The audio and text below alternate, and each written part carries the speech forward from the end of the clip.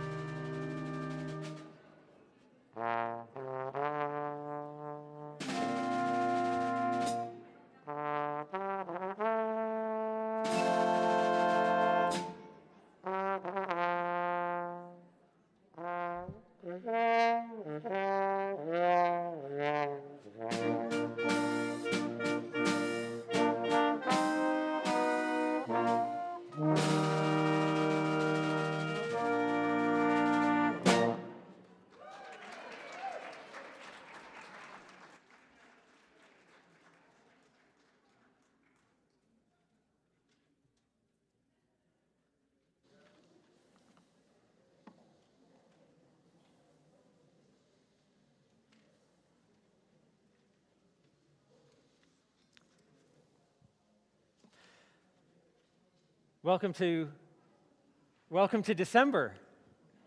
Welcome to Christmas. Welcome to Advent, the season before Christmas. Welcome to however you want to feel about it.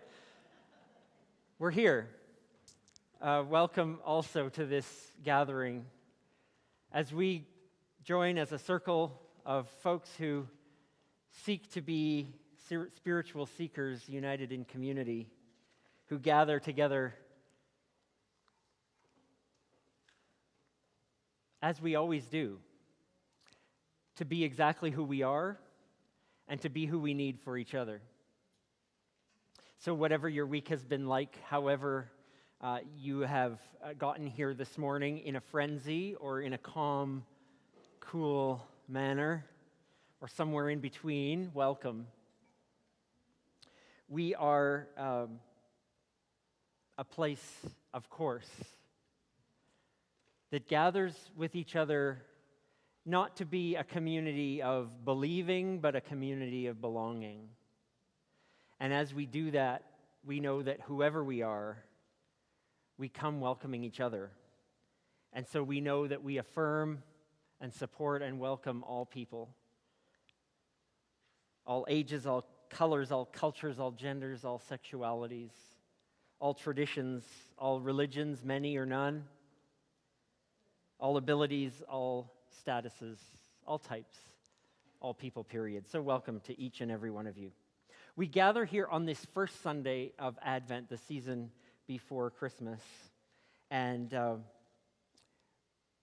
just like every other Sunday, we light our community candle, recognizing that we're joined, not just those of us here in this room, we're joined with those who gather with us online. We're joined with our sister community, SSUC Saskatoon. We're one with the people who struggle, the people who celebrate, the people who mourn, the people who dance. We join with the animals of the earth, the creatures of sky and sea and land. As an Earth Charter community, we join with each living thing, knowing we are one. And may our community candle always remind us of that.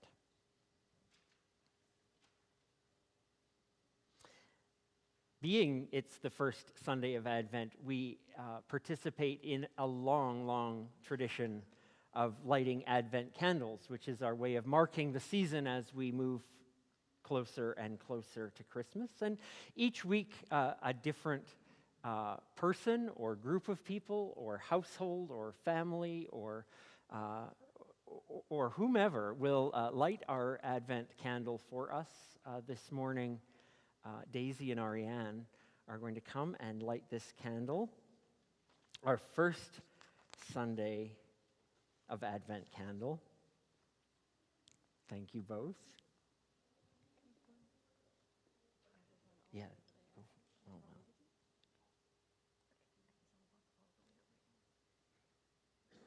This first candle symbolizes the hope and anticipation of the season. May this flame light our way as we begin this journey with each other and as we journey through our time this morning.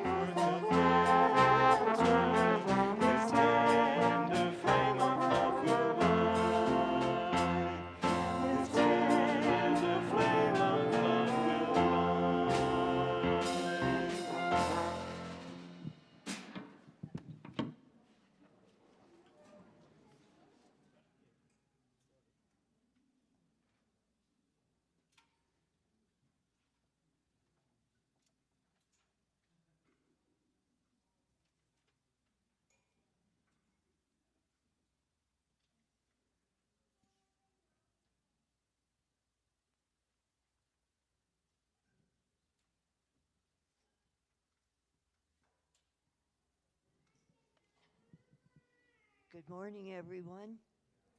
Can you hear me? Okay. This is the land acknowledgement. Strengthening our intentions, adapted from Bob Hetherington. We're grateful for the gifts of this season. As darkness stretches our nights and shortens our days, quiet possibilities germinate. In this season of legends and myths, of new and old traditions, may we rediscover our capacities to live the best of our humanity. We gather to be inspired, to live with hope and expectation, finding the miracles in the ordinary, newness where we least expect it, and wonder in the midst of trouble and beauty. May it be so. I'm Jill DeValley.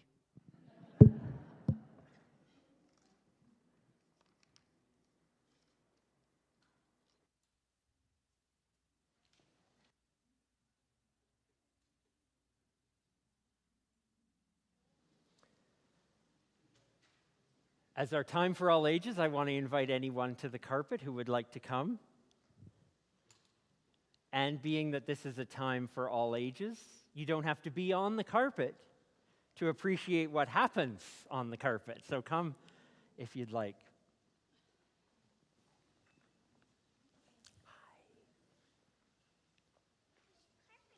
Carpet time. Hello. How are you doing today?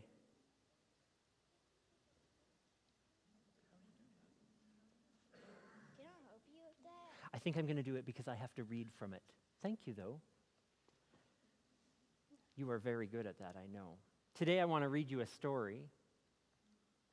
And then I have some questions. This story is called The Feather. And I want you to think of this, it's not kind of a fun, silly story. It's a story about some kids and the important part that they play in this story with this feather. So I want you to listen to this story. It's called The Feather by Margaret Wilde, illustrated by Freya Blackwood. Can you see the pictures up there? Okay. In the darkness of day, that's a weird way to start, isn't it? Most of the time day is bright, right? But not in this book. In this book, the days are dark. In the darkness of day, the feather falls. It used to be part of a wing that was quiet and joyous. And now it is unattached. It's unattached. And it sinks to the ground. It flutters. It lies still. Oh my gosh. Good thing there's two. We can look at that one if we have to. Maria and Nico, do you see them there? Yes. They drop their soap and washboard and they sidle across the yard to look at the feather. It's soft and silky, Nico says. It reminds Maria of olden day pictures of how the sky used to look. It makes her think of the smell of rain, of the wind blowing in from the sea. Let's take it inside, Nico says, to brighten up the house. It doesn't belong between walls, says Maria. We can't leave it here, says Nico. It'll get dirty. We'll take it to the village. The feather is as light as thistledown. I don't know about thistledown, but have you ever seen a dandelion that you go like this, and it goes, that's how light the feather was. Exactly. They carry the feather out of the yard, through the woods, past the tumble-down church, along the road to the village. I'll catch you up. A feather fell from the sky. They're taking it to the village. You're welcome. Here it is. There they go. They're tiny there. They're walking down the street. They lay it down in the village square. The feather trembles. People gather around. It's like a piece of sky, says someone. It's like opening the curtains to let in the light, says someone else. Do you remember that? Remember when cloud shadows raced across the fields and the sky was such a brilliant blue that it hurt your eyes? We must save this treasure. Let's put it behind glass, says the doctor. We should display it in the museum, says the lawyer. We should keep it in the bank vault, decides the mayor.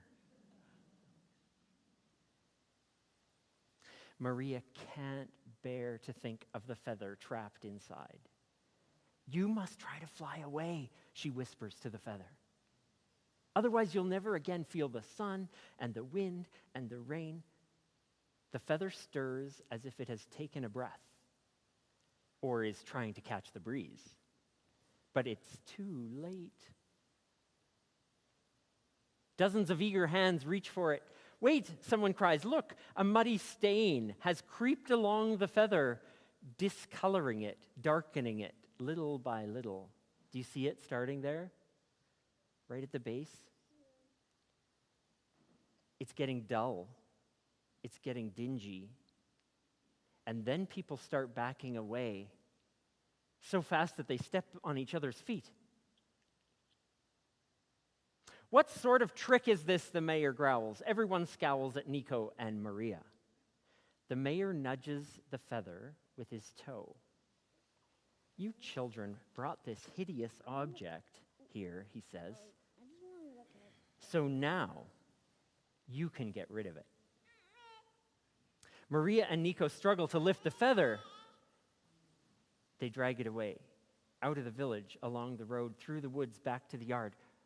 I thought the feather was light. Do you notice? It's not light anymore? Yeah. It's not as light as a feather. Thank you. It is very heavy. Will it ever be blue and white again? Nico wonders.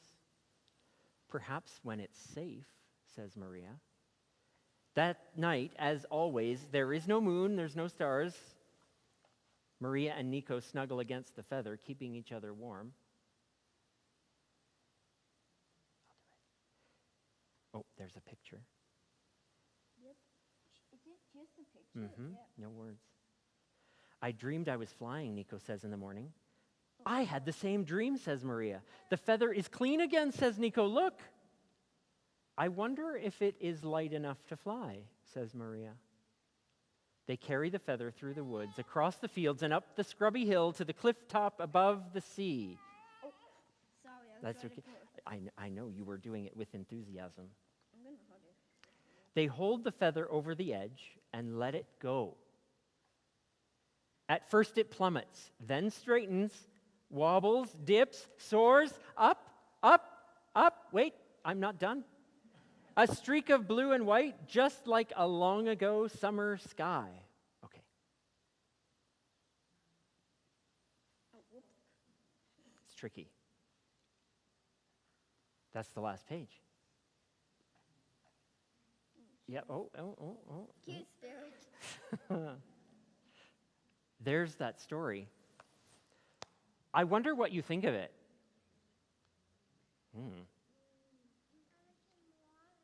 Yes. Is it a bit of a strange story? Yeah, it is a bit strange. I wonder why I chose it. I don't know.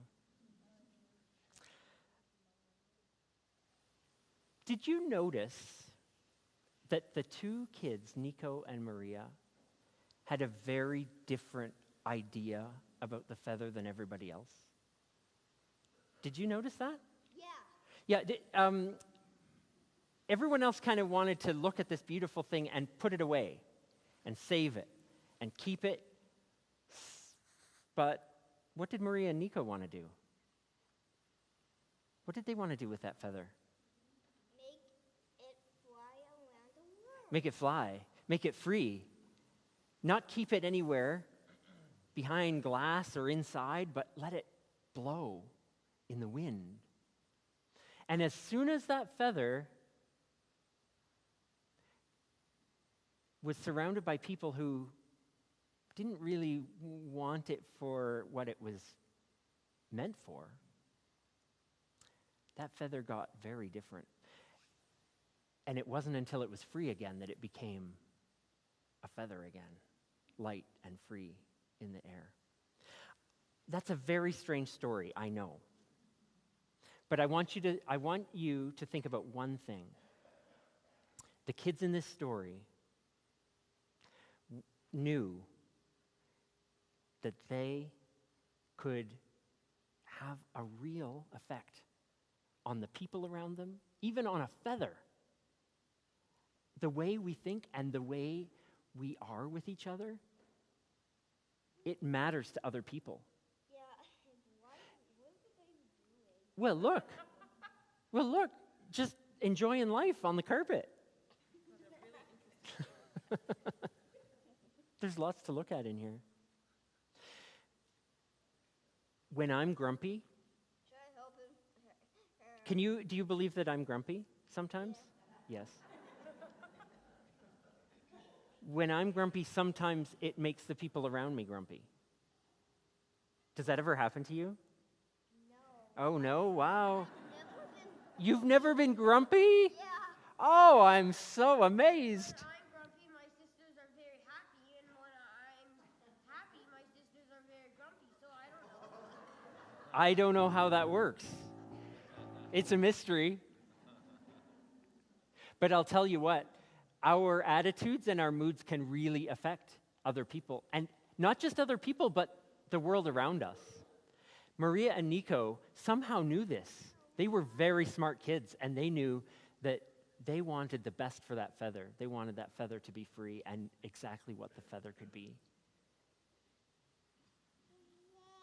Well, it's a weird story. That's okay. It can be a weird story. Stories could go over and over again because the feather flew, and then they grew older and they forgot about the feather. Oh, yeah. And then there's new kids that look the same, and then it goes all over again. Well, That's what I think about stories. It just goes all over and over. I think that's very smart. And I think that there might be a different way that we think as kids compared to adults. And maybe they're both important, but maybe there's something kids have to teach the grown-ups. Lots of things. Can I tell you something? You can tell me something. Books and like stuff, but I asked my grandma, which is right here. Yes. He has Uno cards in his jacket, so if you want to play Uno with me, you can. Oh, this is very good. Thank you. That was a lovely invitation to play Uno with you. That's lovely. That is very kind. Thank you, Tyler. I mean it. That's really beautiful. So, I hope that you can spend the day being a brilliant child with something important to teach the grown-ups in your life. Okay. I will invite you to Kids Spirit. Daisy and Ariane have some Christmassy preparations for you. You're invited to go.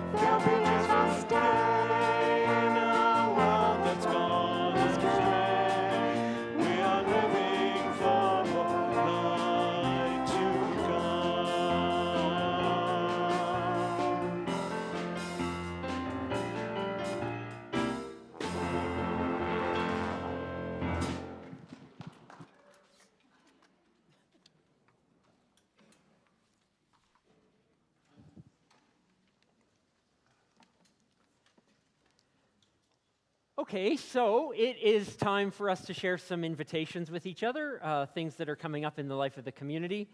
And I want to invite those folks that have some things to share to come forward this morning.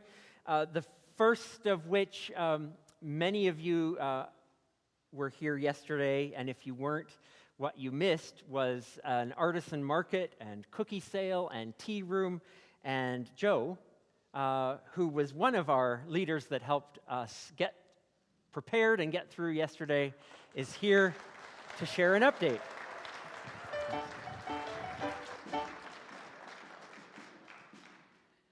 Well, it happened.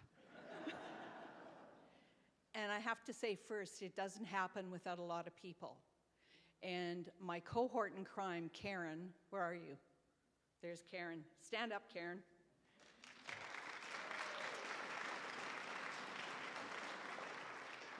Without a lot of energy, things like this can't happen. So the team that looked after the cookie tea room portion, so we had Karen, we had Esther Oakes, Bonnie Berg, Marilyn McPherson, Sally Barrows, Joan McDonald, and Erin Fike.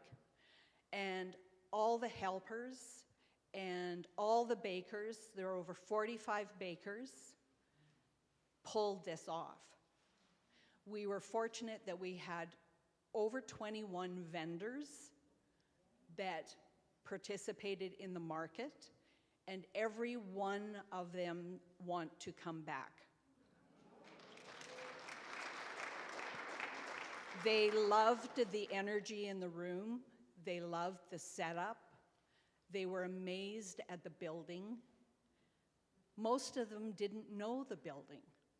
They'd never been here before. So it was really kudos to everybody that helped with this. The end result of this, we haven't done all the bookkeeping, but we expect that $3,400 will go into local. Now that's the result of the cookie sales and the tea room. And the thing that sort of knocked our socks off was we did the tea room by donation only.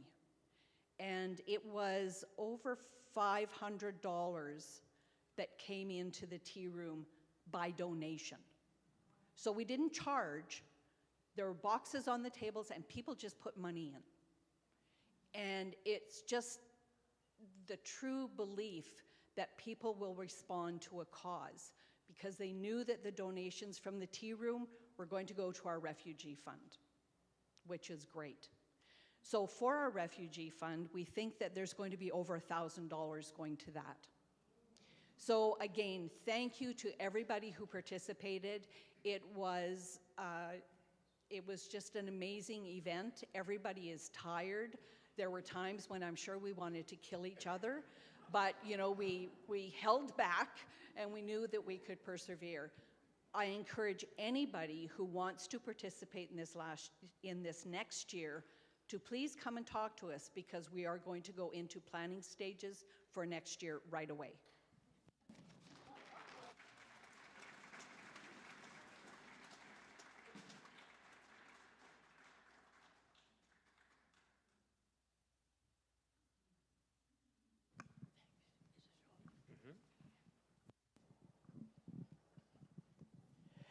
Hi, good morning. I'm Irish Stanley. And if anybody has seen a mug, a tea mug, a china mug with a hedgehog on it, please, please, it's mine from my best friend from Germany. I can't get one like that here. So I really would appreciate after you're finished with your tea to see it again. Thank you.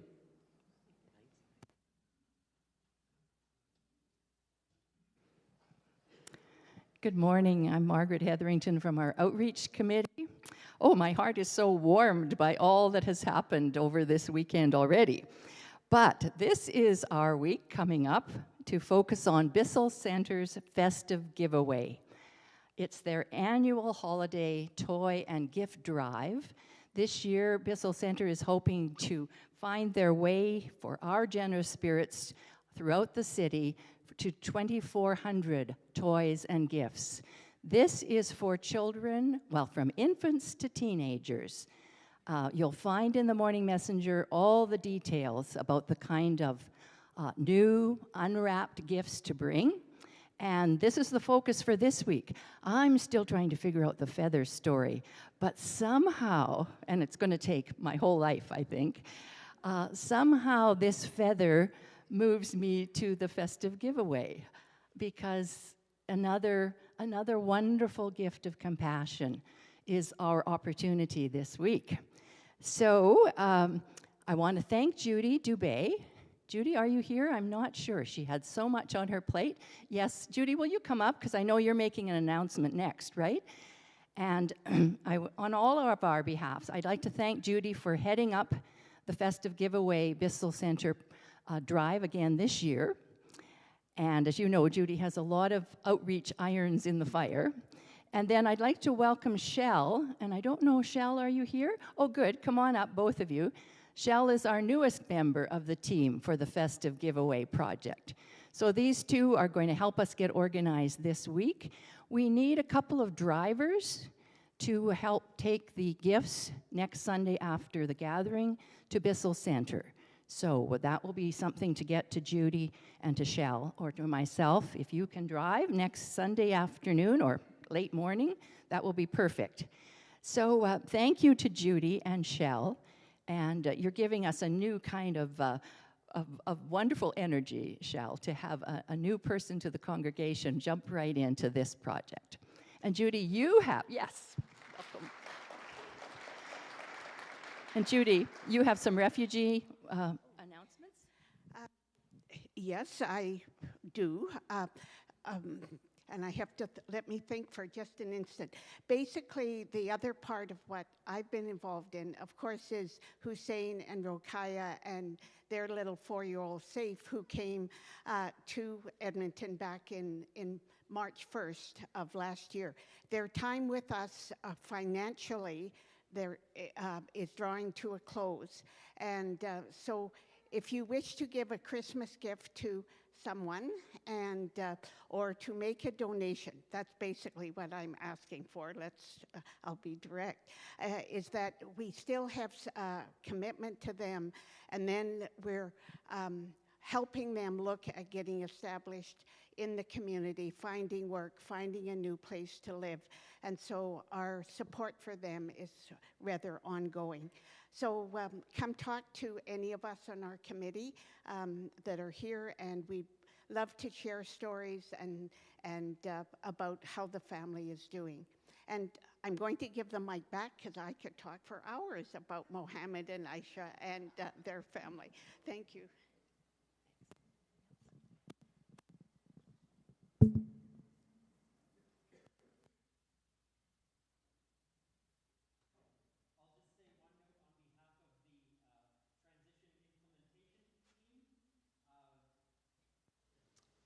On behalf of the Transition Implementation Team, note that the job postings have been made public, and you've probably seen, if not here, then on the table or through the Morning Messenger, please spread the word that these two exciting positions will soon be attached to real people in our midst, and we're excited about that.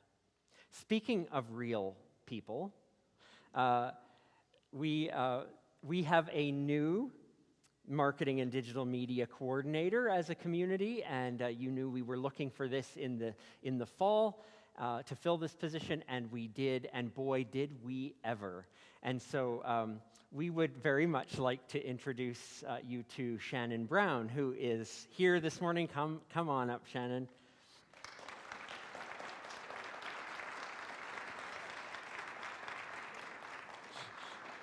This is a very behind-the-scenes kind of role, and so I asked permission if I could bring her up here. But Shannon is going to be looking after, obviously, our website and our social media and making sure that we get all the things that we're doing and who we are out to the world that needs to know it.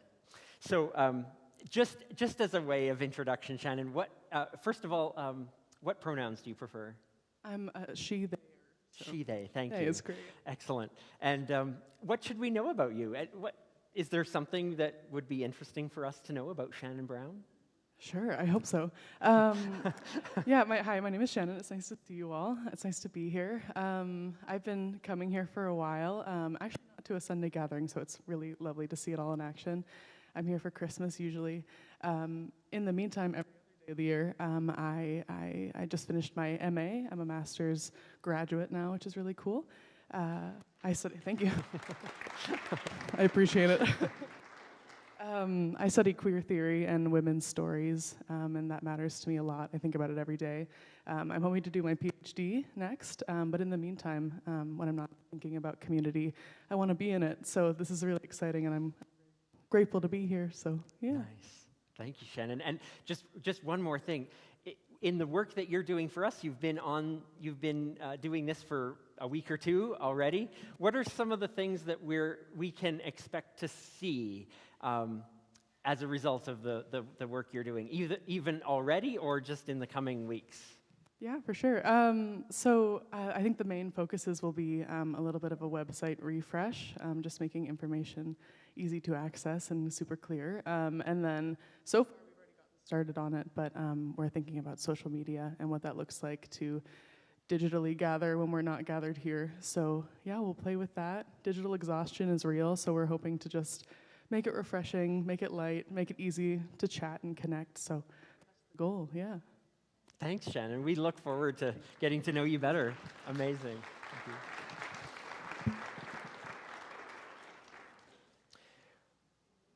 Well, we move from some of that excitement into a time to sink into not only community, but sink into this time, into this week, into the start of an Advent season.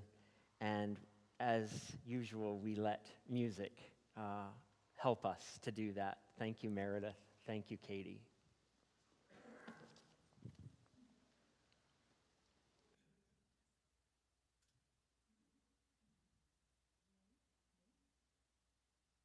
Now it works? Perfect.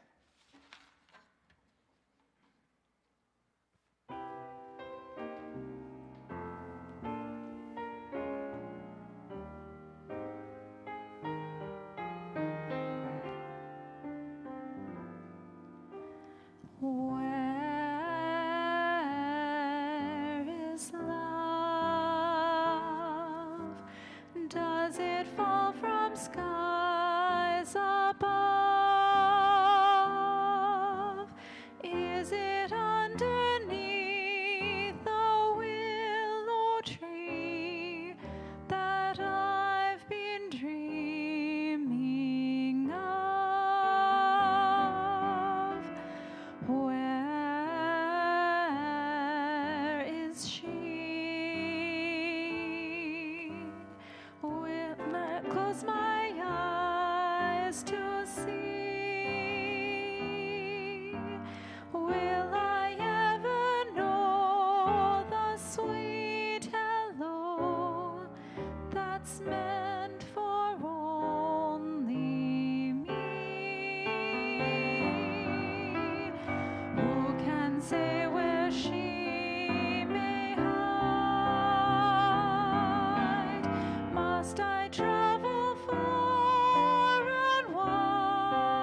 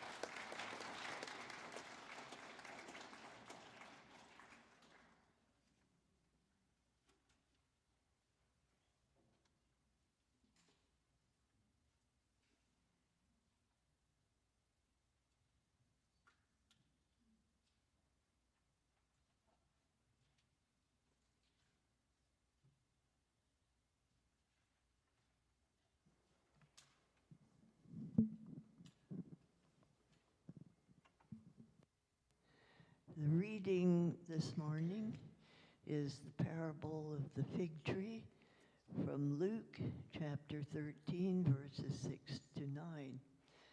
A man had a fig tree growing in his vineyard. He came looking for fruit on it, but didn't find any.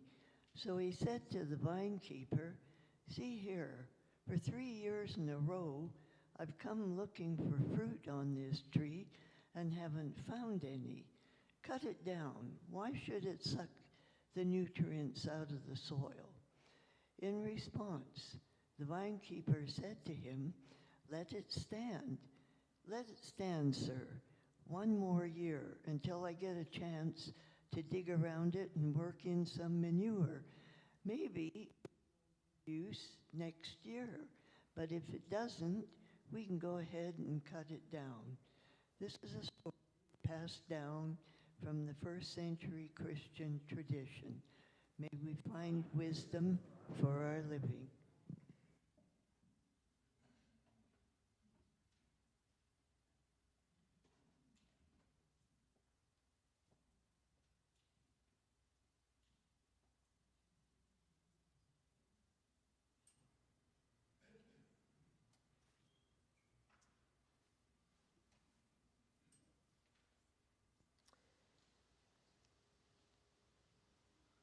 I want to start by saying that it's a little bit hard to have hope in our current global climate. So a traditional Sunday of Advent where the first week is based on hope is always a challenge. We've got Israel and Gaza with renewed tensions and fighting and violence. Right-wing leaders being elected in more and more nations around the world. Climate anxiety. There are times of despair for us and for our world. Racism is publicly visible, more powerful in many places.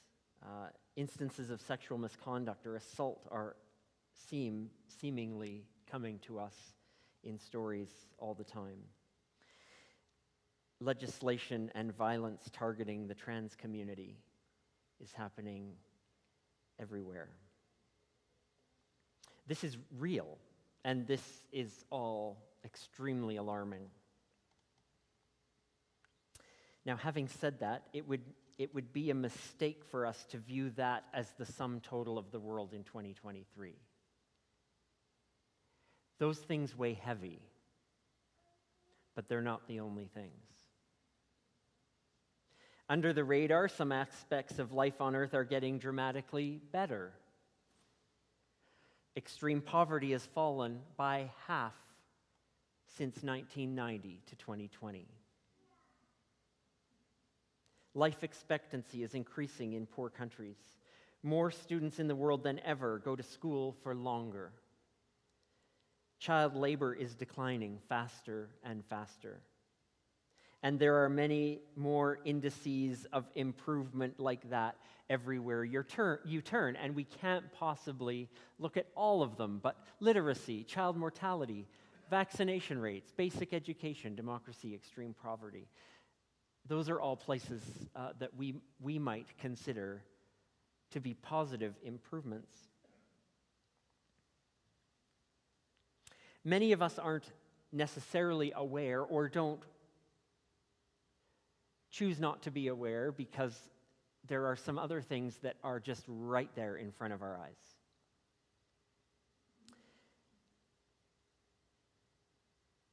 Humans in general have a strong negativity bias. That's proven. Bad economic news gets more coverage than good news. Negative experiences affect people more than positive experiences.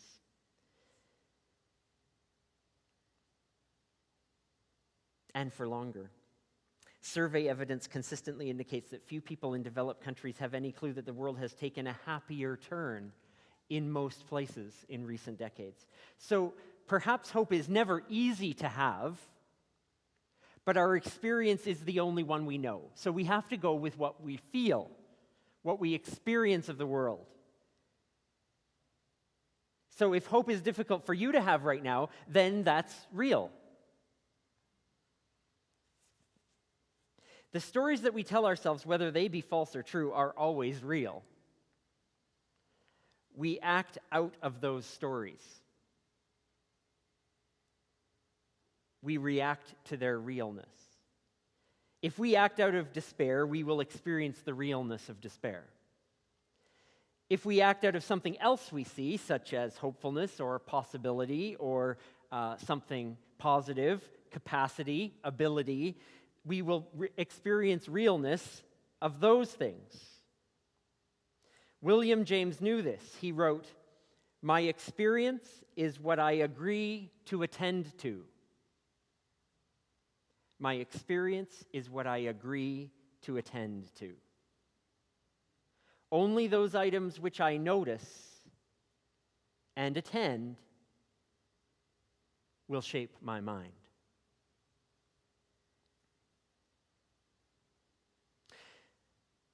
It seems to me that hope is a way of seeing, not something we either have or don't have. It is a way of seeing the world as it is while balancing some kind of vision, some kind of possibility that we choose to attend to take notice of. So I want to suggest that attending to the experience of hopefulness is critical. Looking at it square in the eyes, seeing it. It's like oxygen to our human spirits. If an attitude of hope is to survive, it will require every ounce of perseverance and stamina we have to see the challenging stories of the world and our lives and our world through a lens of hopefulness.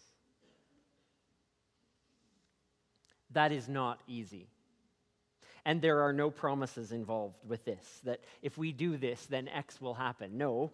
But there's a reason I'm talking about hope being like oxygen, because it helps us to think about how hope itself may need to breathe.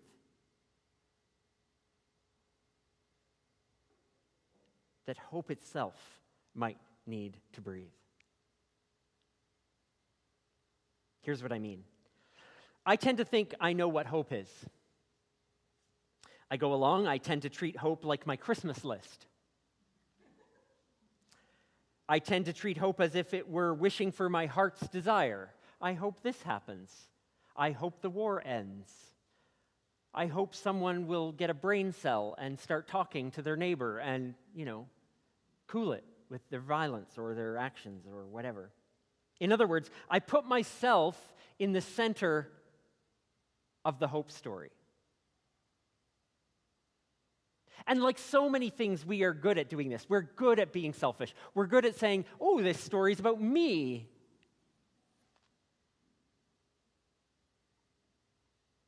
What if we stepped back from hope as our own personal shopping list for our lives and for the world, and instead gave hope some space to breathe? What if we gave it some time and distance to be revealed as a source of wisdom? Which means that hope, I might have to stop saying, I hope for, and start asking, what is hope in this situation? How might an attitude of hopefulness help me approach life and counteract the negative and the cynical? And how too might hope be a revelation, an evolving, a listening, a learning? If we give up thinking we know what to hope for, might hope have its own answer for us? Here's Emily Dickinson. In the first stanza of her poem, hope is the thing with feathers that perches in the soul and sings the tune without the words and never stops at all. As she personifies hope as a bird, Emily Dickinson is saying, hope won't speak to you in plain English. Hope will sing you a song.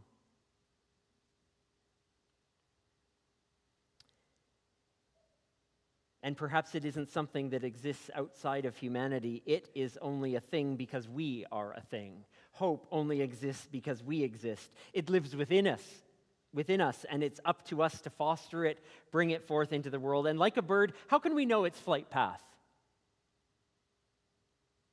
Birds flitting there and everywhere. How can we know the invisible air currents that will take the soaring and gliding creature with it? Hope is only unrelenting as long as we are. Even if it never stops singing the tune without words, we can certainly stop listening to it. It's part of our job, I think the poet suggests, to never stop listening. It's during those times when hope seems silliest, when hope seems lost, that we need it the most.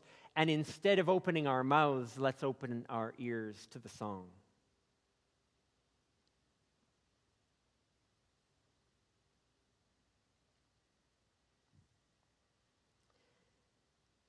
Another story, another poem, if you will, a parable poem of the fig tree that hasn't created any fruit. And the landowner says, rip that tree out of the ground. And that's when hope says, let's wait. That's when hope says, don't you put that feather in a glass cage. That's when hope says, how about we let it breathe? Let's attend to it. Let's care for it. Let's do the hard work of living with challenge and difficulty and obstacles and drought and grief and pain and tears and lament. Let's do all that and then see what hope has to say. Not before. You listen, and then you see what hope has to say.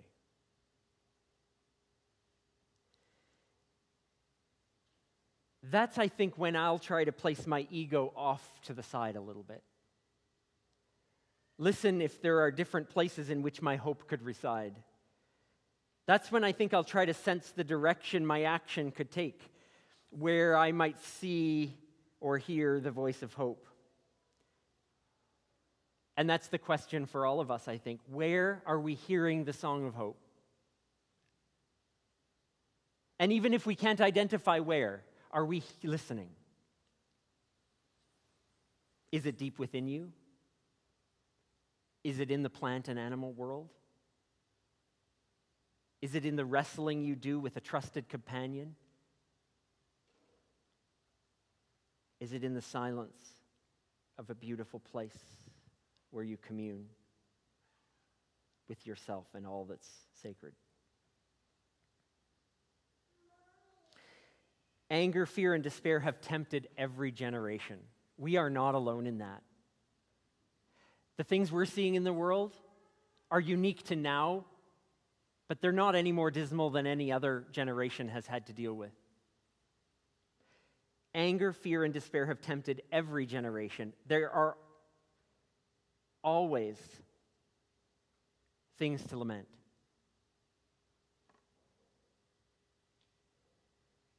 And anger, fear, and despair are always the easier options, but they fail the future. Hope doesn't spring eternal. It's cultivated as a practice. It isn't self-seeding. Hope needs to be nurtured and seeded by the big picture of time and by us in every situation, in our quiet, in our listening, and in the wisdom of space for creativity, evolution, and flight.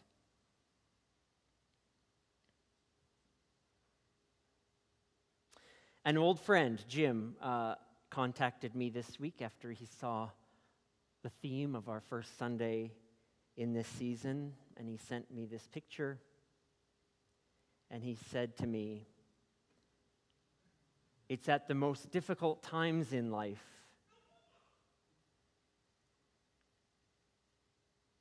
when things might be the hardest to do. In 2015, as his wife Wendy was struggling on a ventilator in the ICU in Guadalajara, Mexico, her SSUC choir, our SSUC choir, encouraged her from afar to do what was hardest for her, but what she needed to do the most, to breathe.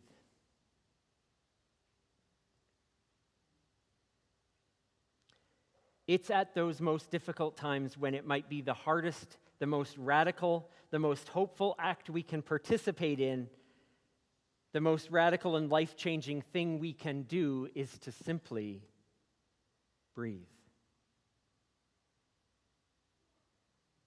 and to listen for hope, to invite it in, and to let it change us.